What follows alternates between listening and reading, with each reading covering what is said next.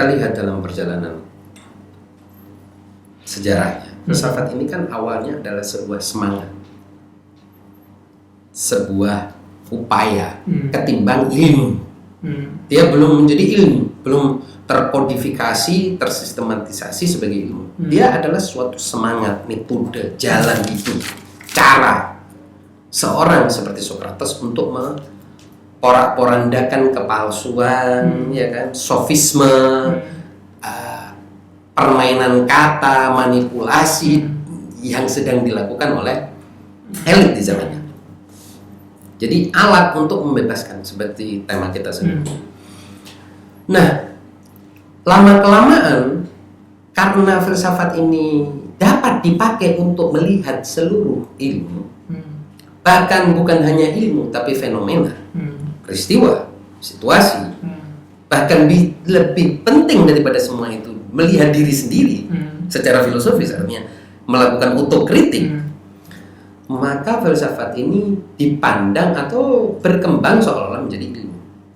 Jadi orang para yang disebut filosof adalah orang yang mengkaji suatu bidang menggunakan metode ini, menggunakan semangat ini, ya kan?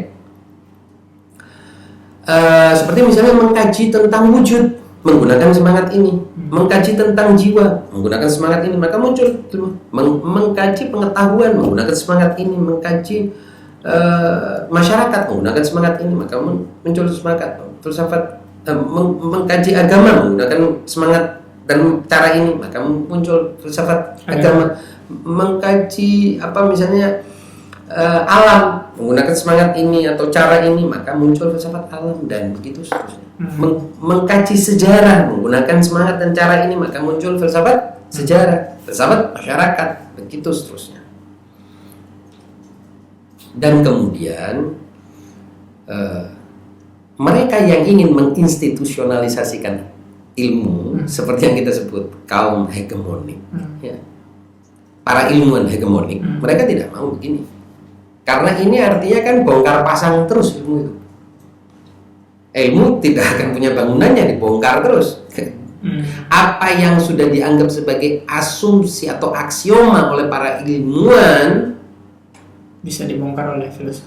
Bisa dibongkar oleh filosof, karena tadi itu filosof itu kan polos saja. Oke, saya nggak tahu, saya mau tanya ini apa loh. Sebentar dulu, ini kan sudah dijelasin, kan gitu. Enggak, saya nggak tahu. Maka itu kan kemarin saya katakan bahwa anak-anak kecil itu adalah para filosof yang paling asli, yang paling indah dalam bentuknya, yang paling polos, yang paling murni. Anak-anak kecil itu para filosof. Dalam diskusi dengan Dr. Amar kita sudah pernah bahas itu. Anak-anak itu sebenarnya by default, ya, secara alamiah mereka adalah para filosof, ya. Karena selalu bertanya, selalu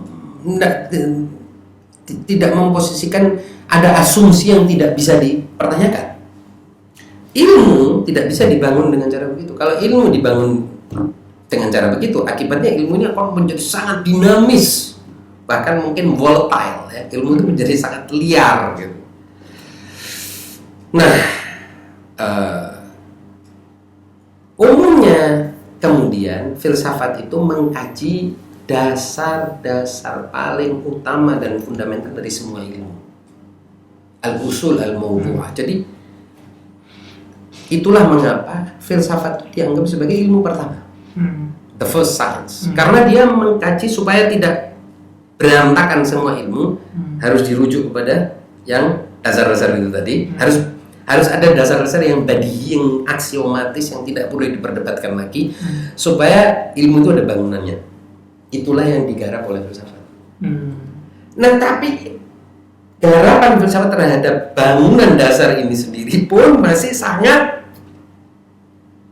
dinamis, ya kan? Akibatnya, kalau bangunan dasarnya, fundamennya saja dinamis, bisa bongkar pasang, berarti ilmu ini kan tidak ada yang ajak, tidak ada yang fix. Dan ini apa akibatnya? Akibatnya merusak hegemoni, merusak kedikdayaan lah, ya. ilmu itu seperti gak didaya. Para filosof kemudian bicara tentang prinsip yang paling badihi yang tidak bisa diganggu-gugat itu mungkin hanya ada 1 atau 2 selesai. Yang lainnya ini terbuka terhadap spekulatif. Ya, terbuka terhadap kritik, terhadap perubahan, terhadap pembaharuan dan lain sebagainya. Berarti bagaimana bisa ilmu-ilmu yang kan ilmu-ilmu lain itu kan ngambil pijakan dari hasil kajian filsafat katanya. Karena filsafat sudah memposisikan diri mempertanyakan yang paling fundamental, membahas yang paling fundamental, apakah itu namanya wujud atau kan namanya mahiyah atau apa. Ini dulu yang dibahas. Hasilnya baru dipakai oleh ilmu-ilmu lain sebagai pijakan kan gitu. Di sininya sendiri masih bongkar pasang. Bagaimana dengan yang turunannya kan gitu? Tambah bongkar pasang lagi, tambah gak stabil lagi.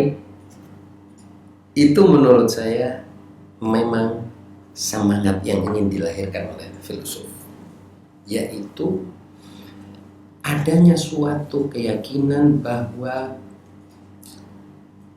pengetahuan kita itu begitu labil. Ya kan? Justru itu positif menurut filosof. Tapi bukan berarti sepenuhnya relatif dan skeptis. Ada yang meyakinkan dan tidak bisa diganggu-gugat, yang disebut sebagai badihi. Tetapi karena yang badihi ini tadi hanya kecil porsinya, selebihnya pengetahuan lain harus selalu dirujukkan kepada yang badihi itu agar mendapatkan porsi kepastian dan keniscayaan dan kebenaran dari yang kecil ini tadi. Yang kecil fondasi itu ya. Dari fondasi ini. Semakin ditempelkan ke fondasi, semakin ditegakkan di atas fondasi yang benar, semakin punya derajat kebenaran. Tetapi tetap derajatnya ini tidak bisa 100%. Selain yang badihi tidak ada yang 100%. Ini dalam kaitannya dengan ilmu-ilmu husuli, ilmu-ilmu yang yang disebut sebagai ilmu-ilmu yang ditangkap oleh benak manusia. Ini beda dengan ilmu yang huduri, ilmu yang dialami oleh manusia. Kalau ilmu yang dialami manusia sudah itulah kebenaran. Kalau sudah di situ kebenarannya menjadi tidak bisa diganggu gugat lagi. Saya kira itu. Tapi pada perjalanannya faktanya ternyata terjadi pemisahan ya, antara filsafat diidentikan dengan rasional, kemudian yang sains tadi yang ada di atas bangunan itu diidentikan dengan misalnya sains empiris, sehingga terjadi pemisahan itu. Ya pada faktanya saya lihat begitu. Jadi ada ilmu-ilmu empiris, sains, kemudian filsafat, rasional, argumentasi dan sebagainya. Sehingga itu tidak terlihat lagi. Artinya masing-masing punya mekanisme dan fondasi sendiri. Betul. Itu memang fenomena di era modern, khususnya di era setelah Renaissance, di mana positivisme menyatakan bahwa pembahasan filsafat itu tidak punya makna. Kenapa tidak punya makna? Karena tidak berdampak kepada kehidupan konkret dan material. Oleh sebab itu semua rasionalisme, semua yang prinsip rasional itu tidak perlu dipakai.